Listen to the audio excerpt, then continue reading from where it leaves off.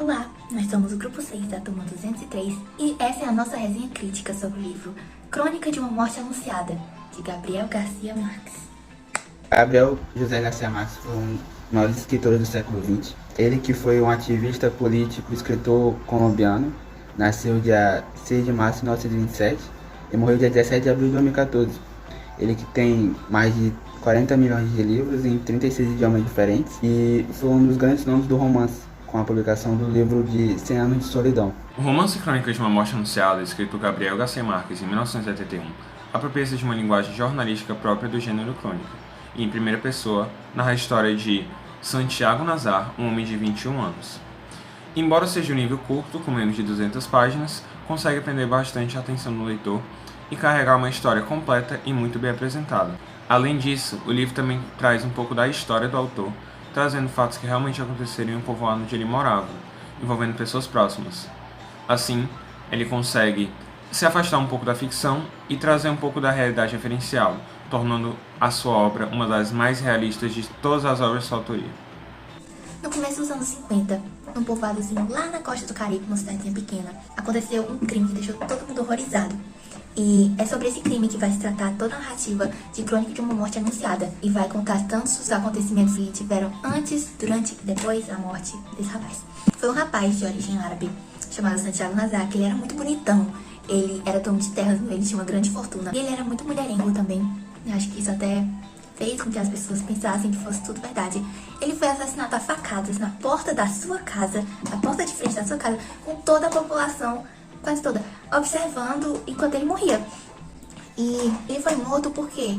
Porque ele foi acusado de ter tirado a virgindade, que era uma coisa muito séria naquela época, tirar a virgindade de alguém sem ser casado com essa pessoa, de uma moça chamada Ângela Vicário, que era de uma família muito tradicional e que nas vésperas tinha acabado de se casar. Mas o noivo dela, Bayardo San Román, ele percebeu que a noiva não era mais virgem, então ele foi devolvê-la para casa. E nesse ato, os irmãos dela ficaram furiosos e perguntaram quem foi que tirou sua virgindade. Aí ela, na pressão, sabe, disse que foi o Santiago Nazar.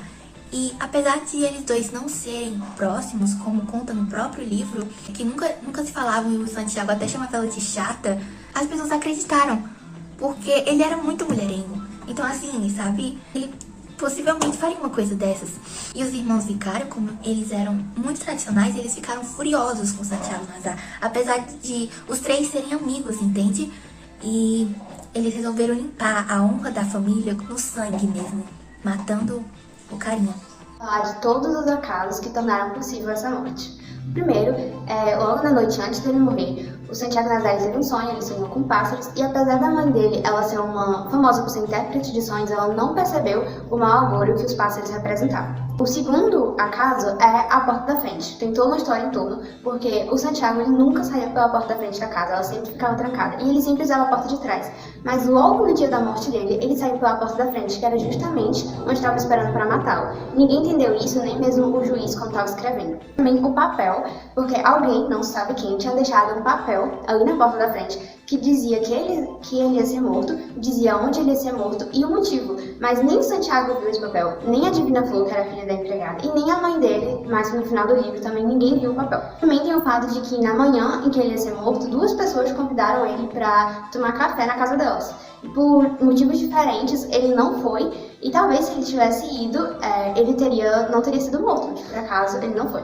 Também tem o fato de que, apesar da morte ter sido tão anunciada, porque os irmãos não guardaram o segredo, as pessoas que poderiam ter impedido a morte do Santiago, que era a família e os amigos, elas não faziam a mínima ideia de que isso ia acontecer. Inclusive, a mãe do narrador, que ele conta que ela sempre sabia das fofocas, das coisas que aconteciam na cidade, de todo mundo, ela não fazia a mínima ideia disso. E por último, tem o fato de que, logo já, perto da morte dele, quando ele estava correndo para casa, fugindo dos perseguidores, a mãe dele, ela acha que ele tá dentro de casa, acha que ele tá no quarto. E quando ela vê o Pablo e o Pedro vindo na direção da casa dela, ela acha que eles querem entrar em casa para matar o Santiago. E aí ela fecha a porta, ela tranca. E quando o Santiago chega em casa e bate, a porta tá trancada. E no livro fala que ele só precisava de 1 segundo para entrar quando a porta se fechou. E ele acabou sendo morto. E o próprio escritor, o próprio narrador, ele reconhece esses acasos em 3 trechos durante o livro. O primeiro, ele fala que ninguém podia entender tantas coincidências funestas. No segundo, ele fala que os galos do amanhecer nos surpreendiam tentando ordenar as numerosas casualidades encadeadas que tornaram possível o absurdo. E no terceiro trecho, falando sobre o juiz, ele diz que principalmente nunca achou legítimo que a vida se servisse de tantos acasos proibidos à literatura para que se realizasse sem percalços uma morte tão anunciada.